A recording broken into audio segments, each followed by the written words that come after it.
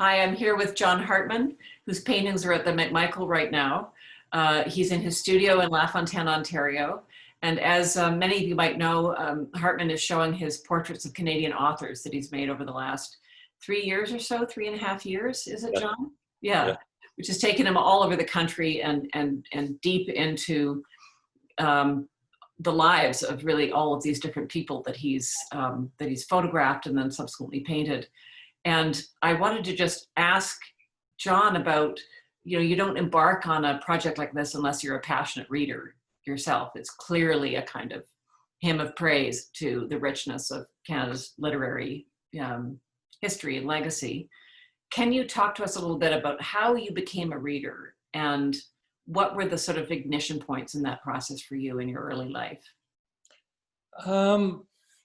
Well, I don't think there's a specific moment. I just always read. When I was in grade 8, my grandmother gave me a copy of Francis Parkman's History of the Jesuits in North America, which was essentially a history of the Jesuit mission to the Wendat Indians in the area I lived in. Yes. Parkman was a 19th century historian, so it had all these biases from the 19th century, but it's a wonderful piece of writing, and it still stands up today. And so I was reading that in grade 8, but my real interest in fiction started at the same time that Jack McClellan was publishing the first group of Margaret Atwood and her contemporaries as part of his, I think, New Canadian Fictions. I can't remember what McClellan Stewart called it. Yeah. But all of a sudden, there were a lot of Canadian writers who were just a little bit older than me, but essentially of the same generation. Yes. So their stories had tons and tons of resonance, like Guy Vanderhaeghe's Man Descending, his first collection of short stories.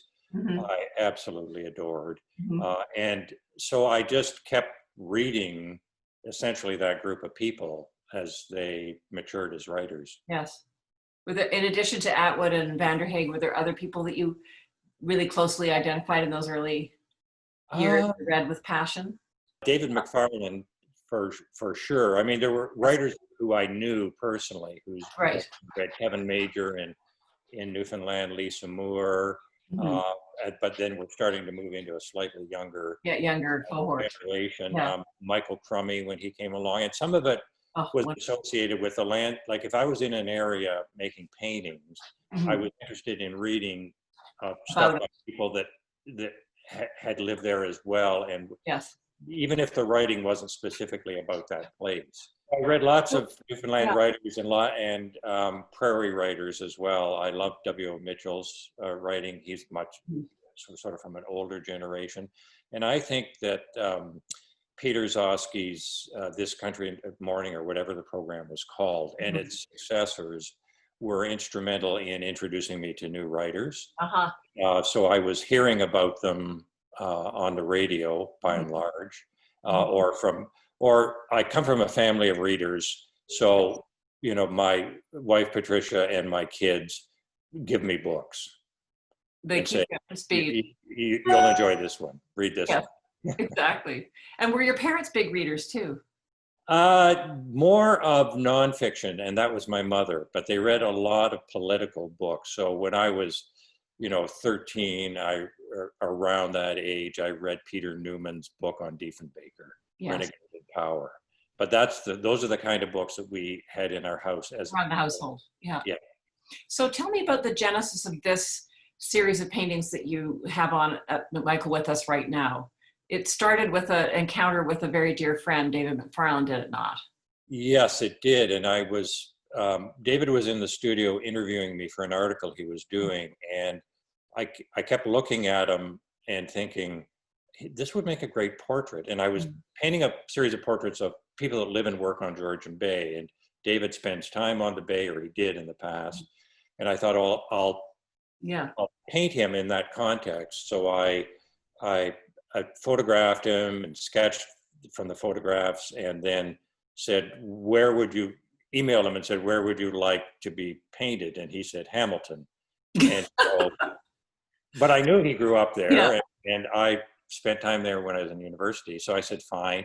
And I went through the process of visiting him at his family's home in Hamilton and walking up the mountain and talking to him about what was important to him in the city. And then the penny dropped for me. And I thought, you know, Canadian writers are very attached to particular places. Mm-hmm. And I was, you know, I think I was always unconsciously aware of this, but it was Noah Richler's book that actually was specifically about that. This is my country, what's yours? Mm-hmm.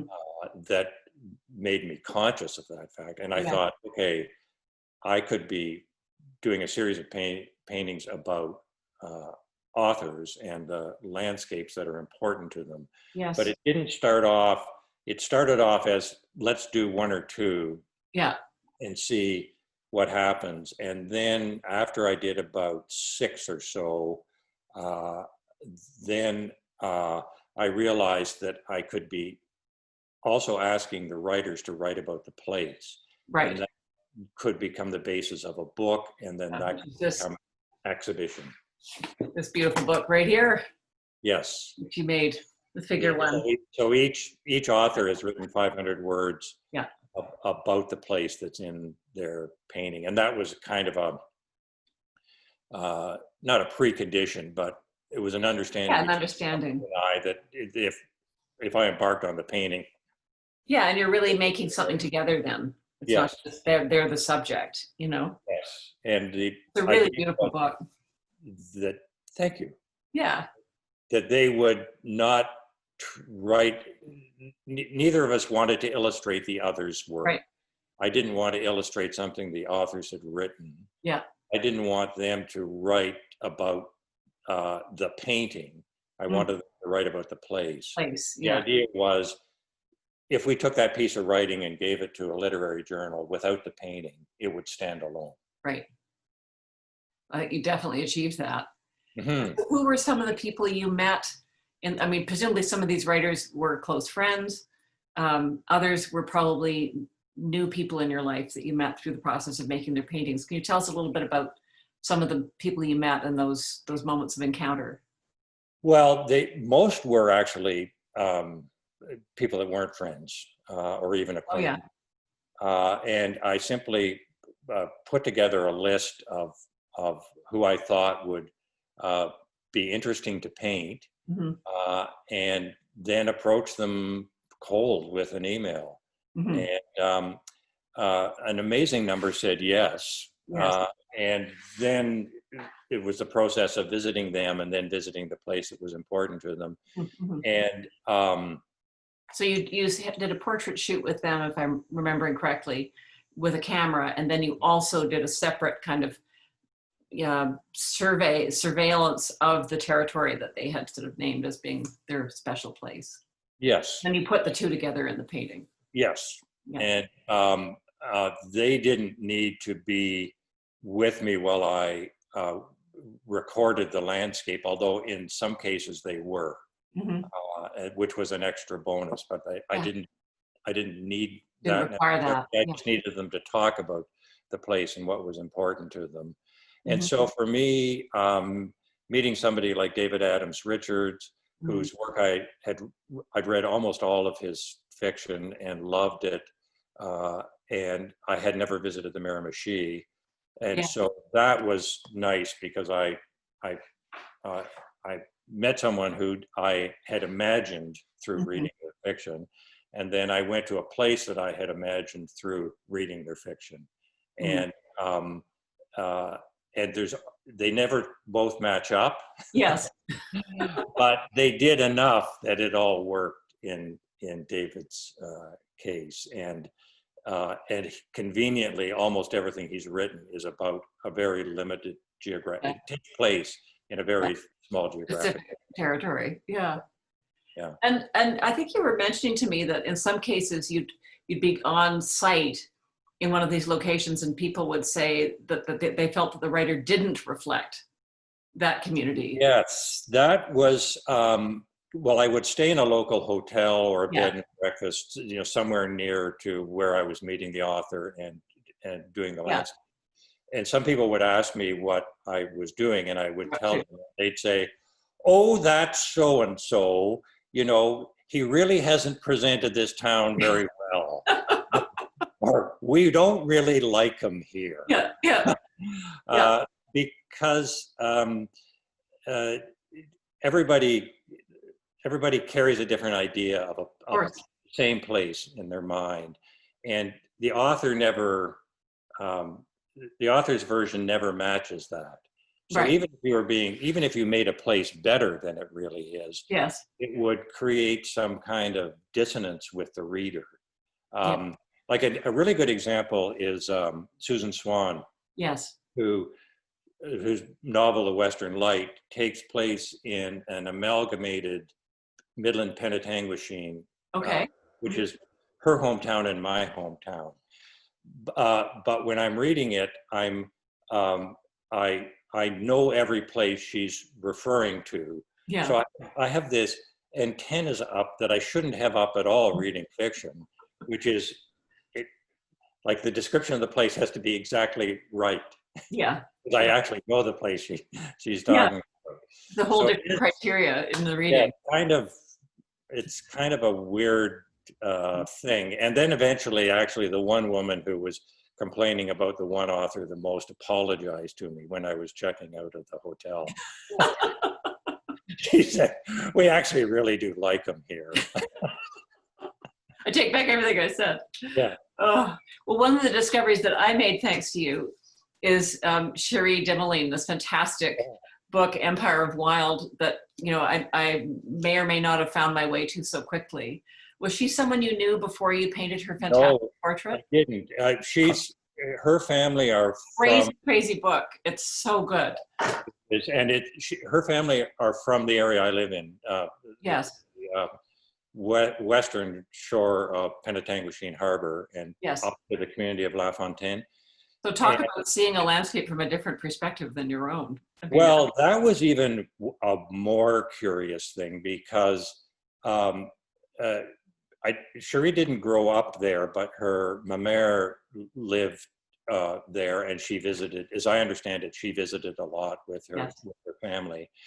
But what she's describing basically is a Métis or Michif community that mm-hmm. lived there. But this is a place that I'd lived all my life, and I knew that community, but I didn't know it the right way. I didn't know it as they know themselves. Of course, yeah. And it wasn't until I read her novel that all of a sudden I took what had been a body of knowledge that was organized the wrong way, really, mm-hmm. and was able to reorganize it. Organize it all in your head. Through how she presented it. Mm-hmm. So that's the best thing that a piece of art can do. Exactly. And can you just give us a tiny sense of what that book is about? Well, it's about it takes the Michif story of the I can't remember.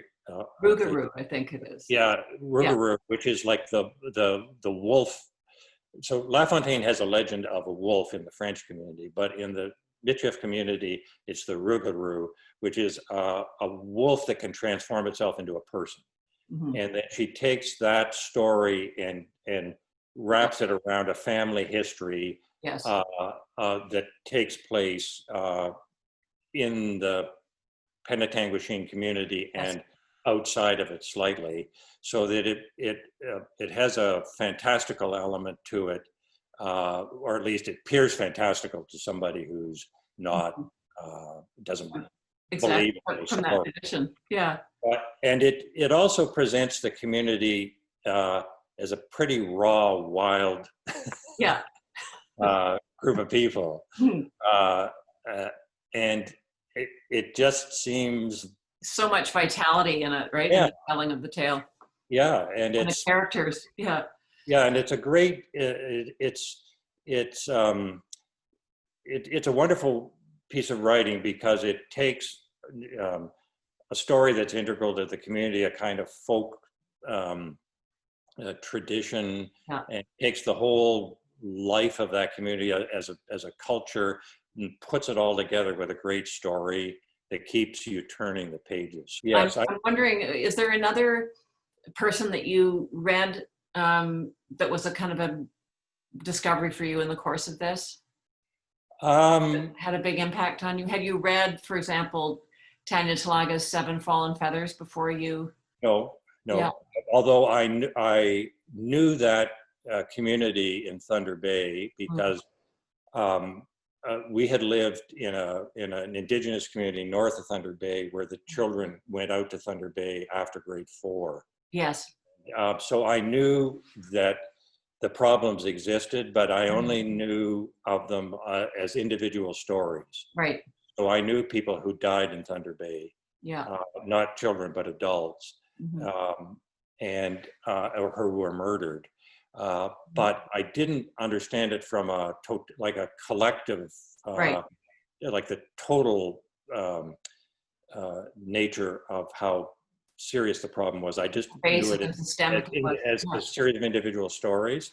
So that was another instance of writing which it's kind of took stuff I knew and made me understand it in a new way.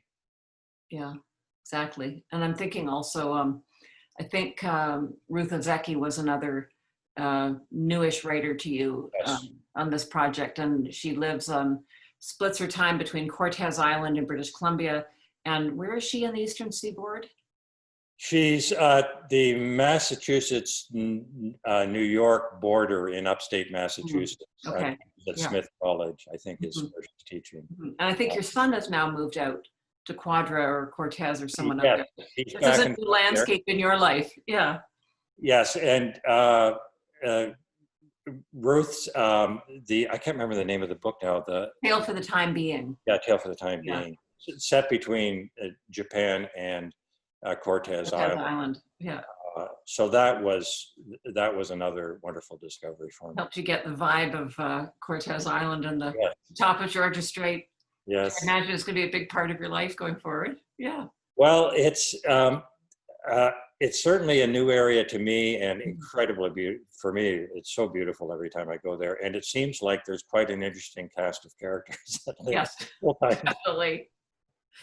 Yes. Well, my family and I are among them every summer. So usually not this summer, but normally. Anyway, John, thank you so much for your time. And you've given me, again, if you find this wonderful book, Many Lives Mark This Place. So come and see us at McMichael. Come and learn more about the fantastic Canadian authors that John's been working with. And I'm so thankful to you, John, because I did a whole bunch of reading that I had not done thanks to this show. I kind of basically read my way through your book this winter and had a fantastic experience. So you're now our unofficial Canada Reads arbiter of good taste. Anyway, thanks so much again. Alrighty. Love being with you.